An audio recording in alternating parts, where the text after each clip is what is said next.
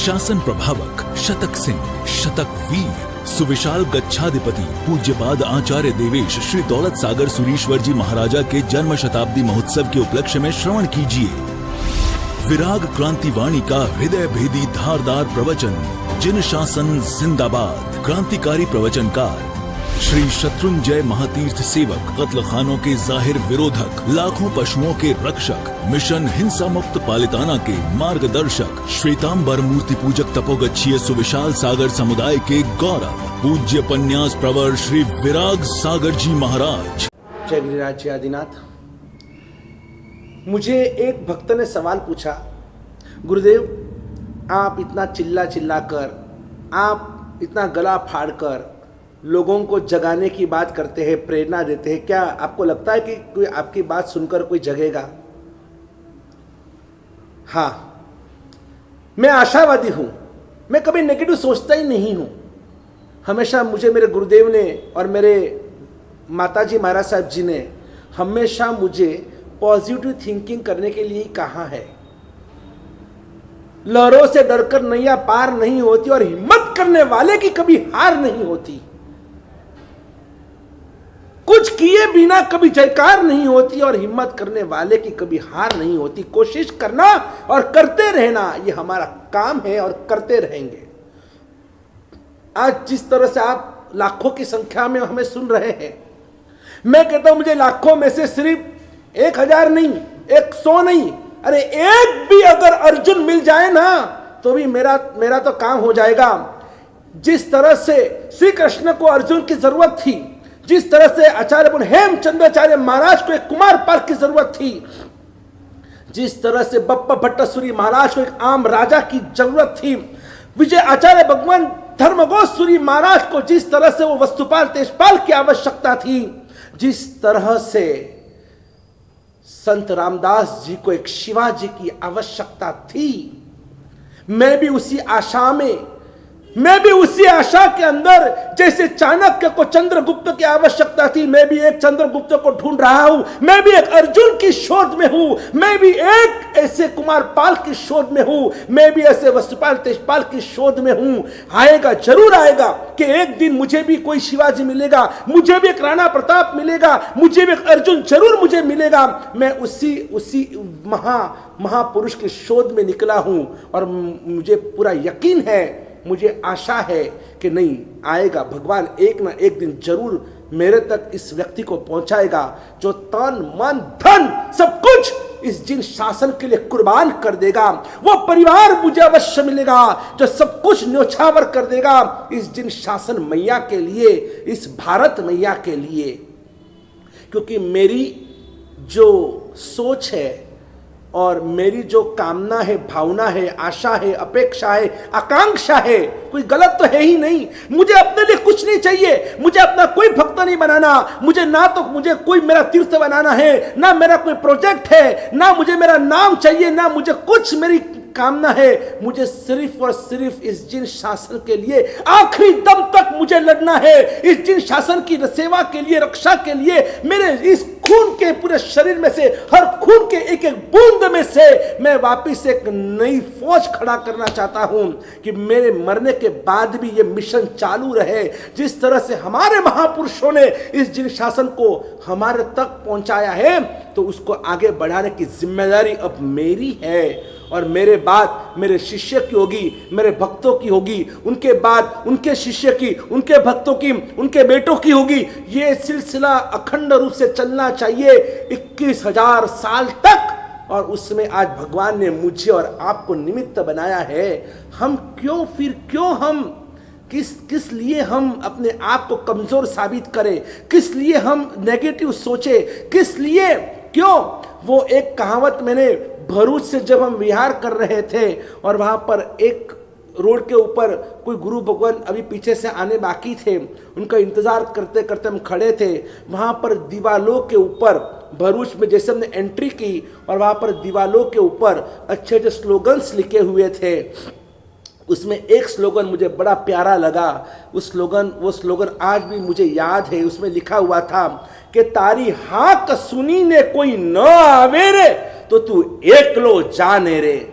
क्या सुंदर पंक्ति लिखी है, तारी हाक सुनी ने कोई न आवे तो पन तू एक लो जाने रे। यानी कि अगर आपने किसी को पुकारा, आपने एक मॉब को पुकारा, आपने पूरे संघ को पुकारा, आपने सब पूरे महासभा को आपने पुकारा, आपने सैकड़ों हजारों लाखों को पुकारा, और फिर भी समझ लो हो सकता है बाई चांस कोई न भी आए, कोई आपको साथ न दे, आपके नेक काम में आपको किसी ने अगर साथ नहीं भी दिया, आप हैरान मत होना, परेशान मत होना, आप नर्वस मत होना कि आप अगर इतना प्रयत्न और कोशिश करने के बाद भी अगर किसी ने आपको साथ नहीं दिया, नहीं ये पुण्य, और इसलिए किसी ने साथ नहीं दिया तो कोई बात नहीं, तू एक लो जाने रे, तो अकेले अकेले भी निकल पड़ना, झंडा लेकर निकल पड़ना, आएगा वो दिन। अरे मनुष्य नहीं आएगा तो पशु आपको साथ देंगे, पक्षी आपको साथ देंगे, ये देव सृष्टि आपको साथ देगी। आप फिक्र मत करो, चिंता मत करो। अगर आपका लक्ष्य अगर शुद्ध है, सत्व से भरा हुआ है, क्यों आपको कोई साथ नहीं देगा? क्यों साथ नहीं देगा भाई? ये आवश्यक है सभी को, हमको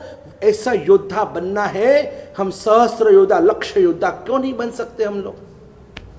जब मेरा ऑपरेशन हुआ, जब मैं गिर गया था, और गिरने के बाद जब मेरे दोनों पैरों के ऑपरेशन हुए, और उस समय अहमदाबाद में जब ऑपरेशन के लिए जब मुझे लेकर गए, वहां पर ऑपरेशन भी हुआ, तो मेरे सब कार्यकर्ता पालीतना से मुझे मिलने के लिए आए और मुझे कहने, गुरुदेव ऐसी स्थिति है, आपके दोनों पैरों का ऑपरेशन हुआ, इतना बड़ा ऑपरेशन हो गया, इतने मल्टी फ्रैक्चर आपको आ गए, तो अब क्या होगा आगे, मिशन का क्या होगा?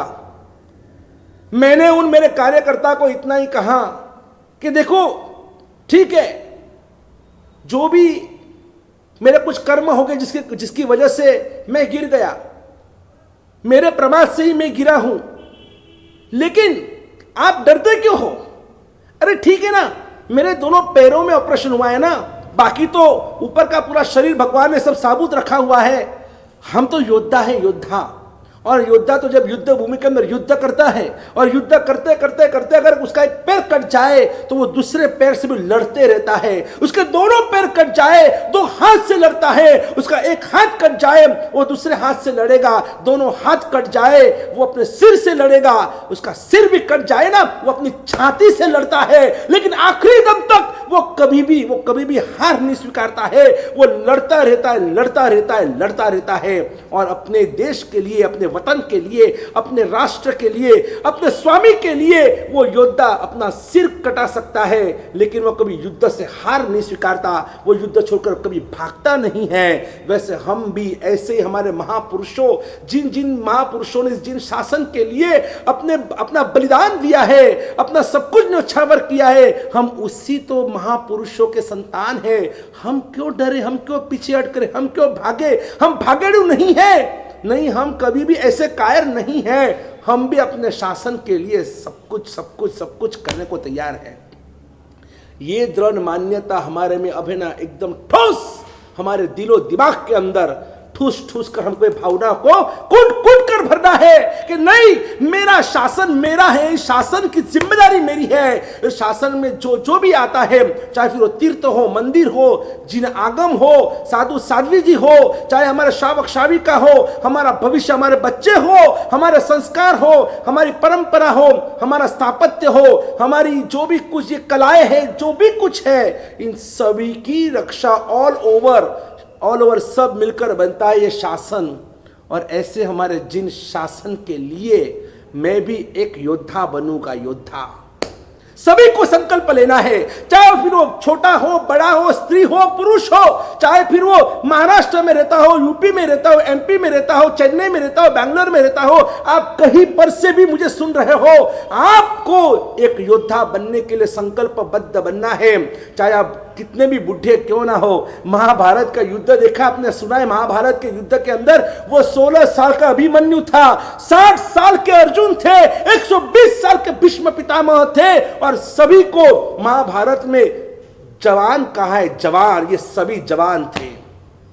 जवान वो होता है जिसमें हाम है, ठाम है, जुस्सा है, जिसके अंदर कुछ करने की तमन्ना है, कुछ स्पिरिट है, अंदर से उत्साह उछल रहा है, उमंग उछल रहा है उसी को तो जवान कहते हैं। बाकी तो अगर वो 18 साल का 20 साल का अगर जवान भी अगर कुछ करने की तमन्ना नहीं है और उसके कोई उसको अंदर से कोई स्पिरिट नहीं है या उसके कोई अंदर की कोई होश खोश नहीं है, वो बस व्यसनों का गुलाम बन चुका है, वो अगर फैशनों का आदी बन चुका है, उसे तो सिर्फ बस सेक्स और स्टमक की भूख मिटाने में वो एक अंध बन चुका है। ऐसे युवाओं को युवा नहीं कहते, वो बुढ़े हैं, वो निकम्मे हैं कि जिसे कुछ भी नहीं करना है, जिसे सिर्फ और सिर्फ सेक्स और स्टमक की भूख मिटानी है। और ऐसे युवाओं को हम युवा नहीं कह सकते, they all are useless fellow, और उनसे कभी कुछ हम आशा नहीं रख सकते हैं। आप किसी भी उम्र के क्यों ना हो, आप क्या नहीं कर सकते हैं, क्या नहीं कर सकते हैं, बस एक संकल्प लेना आवश्यक है। संकल्प। इतने बड़े उम्र के चाणक्य जिन्हें एक मन में ठान लिया कि मुझे नंद राजा को उखेड़ कर फेंकना है, उसकी अनीति, अन्याय, अत्याचार, अधर्म, इन सभी से उसको बाकात करना है, उसे मुझे यहाँ से निकाल कर फेंक देना है। संकल्पबद्ध हुए चाणक्य जी और एक चंद्रगुप्त के शोध में निकले, तो आखिर उन्होंने एक करके बताया। चाहे उनकी पूरी जिंदगी उसमें निकल गई, फिर भी वो हिम्मत नहीं हारे, उन्होंने वो करके बताया। वो कर सकते हैं तो हम क्यों नहीं कर सकते हैं? वो तो अकेले अकेले थे, हम तो इतने सारे हैं, हम इतने सारे हजारों की लाखों की संख्या में हैं। वो ज़माना सोशल मीडिया का नहीं था, आज का ज़माना सोशल मीडिया का है। आप चाहे वो पूरी दुनिया को हिला सकते हैं, पूरी सरकार को, सल्तनत को हिला सकते हैं। क्या नहीं, आज डेमोक्रेसी का ज़माना चल रहा है। ये डेमोक्रेसी का मतलब ही होता है by the people, to the people, for the people, कि अगर हम सब मिलकर, जनता जनार्दन अगर जागे, वो एक अन्ना हजारे की आंधी कुछ साल पहले आई थी, वो एक बुजुर्ग, वो अन्ना हजारे, और वो अगर पूरे हिंदुस्तान को हिला सकता है, गली गली और हर गांव गांव में, हर शहर शहर में, वो जो अन्ना हजारे की क्रांति हमने देखी है। एक अन्ना हजारे इतना वृद्ध होते हुए भी उपवास आंदोलन करके बैठ जाता है। लोगों ने एक बार वापस गांधी जी का स्मरण किया। जैसे गांधी जी के समय पर लोग निकल पड़ते थे, एक अन्ना हजारे ने वापस लोगों को जागृत किया और ऐसे ऐसे बिल कानून पारित करवाए अन्ना हजारे जी ने, हम उसे नहीं भूल सकते हैं, नहीं भूल सकते हैं। तो मैं कहता हूँ वो एक बुजुर्ग व्यक्ति, एक सीनियर सिटीजन व्यक्ति इतना कुछ कर सकता है। आज हमारा देश देखो, हमारे 130 करोड़ की ही आबादी वाला ये हमारा ये भारत देश, इस भारत देश के अंदर अगर हम गिनते हैं तो कम से कम मैं समझता हूं 60 to 70 करोड़ तो सिर्फ इसमें यंगस्टर्स हमारे देश के अंदर मौजूद है। अमेरिका की पूरी पॉपुलेशन से भी ज्यादा तो हमारे यहाँ पर सिर्फ यंगस्टर्स है, यंगस्टर्स। और हम अमेरिका को भी टक्कर मार सके, रशिया को भी टक्कर मार सके, जर्मनी को भी टक्कर मार सके, ऐसे युवा हमारे में पड़े हुए भरे हुए हैं। जब आपको याद नहीं कि जब 1936 के अंदर जब जर्मनी के अंदर जब ओलंपिक खेला गया, और वो दिन था और वो साल था वो 1936, और जब हॉकी फाइनल जब मैच थी हॉकी की, और उस समय हमारे यहाँ से भी जो इंडियन वर्सेस सामने सामने इंडिया और जर्मनी की वो हॉकी फाइनल थी, और तब उसमें एक हमारा इंडियन प्लेयर्स था जिसका नाम था मेजर ध्यान सिंह, उसका नाम था मेजर ध्यान सिंह। इतना प्रख्यात खिलाड़ी था और वो ऐसे वो हॉकी खेलता उसके जैसे कि उसके हॉकी स्टिक के अंदर कोई चुंबक लगा हो, कोई मैजिक हो। और इस तरह जब वो मैच खेला गया और उस समय उस स्टेडियम के अंदर कम से कम 25,000 से ज़्यादा लोग उसमें ऑडियंस मौजूद थे। और उस समय आप यकीन नहीं करोगे, आप देख लेना, इतिहास पढ़ लेना, उस हमारे मेजर ध्यान सिंह ने, वो ध्यान सिंह था उनका नाम, लेकिन बाद में उनका नाम लोगों ने ध्यान चंद नाम रखा। क्यों? क्योंकि वो दिन में नहीं, जैसे दिन में खेलते थे ना सूरज के उजाले में, और वैसे ही वो रात के चांद के ज्योत्सना में, चांद के प्रकाश में भी वो वैसे ही वो खेलते थे। यानी कितनी सतेज उनकी आंखें थी, और इसलिए लोगों ने उनका नाम ध्यानचंद रखा। और वो ध्यानचंद और इतने खतरनाक खिलाड़ी थे कि उस जर्मनी के सामने जिस तरह से वो हॉकी खेले हैं और उन्होंने 15-1 के गोल से हमारे भारत को विजय दिलाई।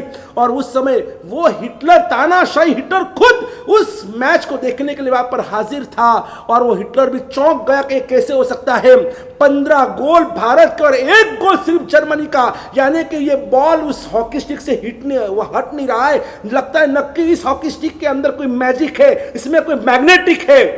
और इसीलिए उस मैग्नेट को ढूंढने के लिए पूरी हॉकी स्टिक तोड़ दी गई, कहीं पर भी मैग्नेट नहीं मिला। तब पता चला कि यह वाकई में ये अद्भुत खिलाड़ी हैं। और तब हिटलर ने अकेले में ध्यानचंद को अपने यहाँ बुलाया और कहा कि वाकई में मैं तुम्हें हैट्स ऑफ करता हूं, क्या तुम खेले हो, लेकिन आप क्या इसके अलावा और कुछ करते हो क्या नहीं? तब उस ध्यानचंद ने कहा कि हाँ, मैं आर्मी में हूं, मैं मेजर हूं, मैं मेजर ध्यानचंद हूं। कि मेजर क्या दिया आज तक इस देश ने? आप इतने जबरदस्त खिलाड़ी हो, आपने इतने जबरदस्त जिस तरह से आपने भारत को जिस तरह से आपने विजय प्राप्त करवाई, जिस तरह से पूरे वर्ल्ड के अंदर आज भारत का नाम रोशन किया आपने, लेकिन आपने देश के लिए इतना किया, लेकिन देश ने आपके लिए क्या किया? आप छोड़ो भारत देश को, आप छोड़ो और आ जाओ जर्मनी के अंदर। अरे भारत ने तो आपको सिर्फ मेजर बनाया है, मैं आपको एयर फील्ड मार्शल बनाता हूं। आप आइए यहां पर, जर्मनी आपका स्वागत करता है। जिस देश ने आपको कुछ नहीं दिया, उस देश में रहकर क्या करेंगे आप? और उस समय ध्यानचंद जी ने जो कहा है ना, वो आप कभी भी नहीं भूल सकते, मैं कभी भी नहीं भूल सकता हूं। वो मेजर ध्यानचंद जी कहते हैं कि सर, आपने मुझे इतना कहा, इसलिए मैं आपके लिए थैंकफुल कहता हूं कि आपने मुझे इनवाइट किया, लेकिन मैं अपने देश के साथ में गद्दारी नहीं कर सकता हूं। मैंने जिस देश का नमक खाया है, देश ने मेरे लिए क्या किया वो मुझे नहीं देखना है, देश ने मुझे कितना आगे बढ़ाया वो नहीं देखना है। लेकिन देश का कर्तव्य नहीं कि मुझे आगे बढ़ाना, लेकिन मेरा कर्तव्य है कि मेरे देश को आगे बढ़ाना, ये मेरा कर्तव्य है। और इसीलिए मैं अपने देश के साथ कभी गद्दारी नहीं करूंगा, मैं खेलूंगा उसी मेरे भारत मैया के लिए, मेरे भारत देश के लिए खेलूंगा, क्योंकि इस भारत देश में मैं पैदा हूं, बड़ा हुआ हूं। इस देश के लिए, देश को आगे बढ़ाने के लिए मेरी पूरी जिंदगी में फना कर दूंगा। और यही तो हमको भी करना है कि हमने जिस देश का, जिस समाज का, जिस संघ का, जिस शासन का नमक खाया है, अपनी सामे आदर शोचे केवा भव्य चमकता, कालक कल्पक कुनाल कपर्दी कुमार पाल मन गमता, ए इतिहासनु नव सर्जन करवा तत्पर बनिए, जिन शासनी रक्षा काजे जीवन अर्पण करिए, जीवन अर्पण करिए। और इसी बात को आगे बढ़ाते हुए मिलते हैं कल के प्रवचन में। जय गिरिराज, जय आदिनाथ। बोलो शमन भगवान महावीर स्वामी भगवान की जय हो। बोलो वर्तमान गच्छाधिपति आश्रम दौलत सागर सुरेश्वर जी महाराज की जय हो।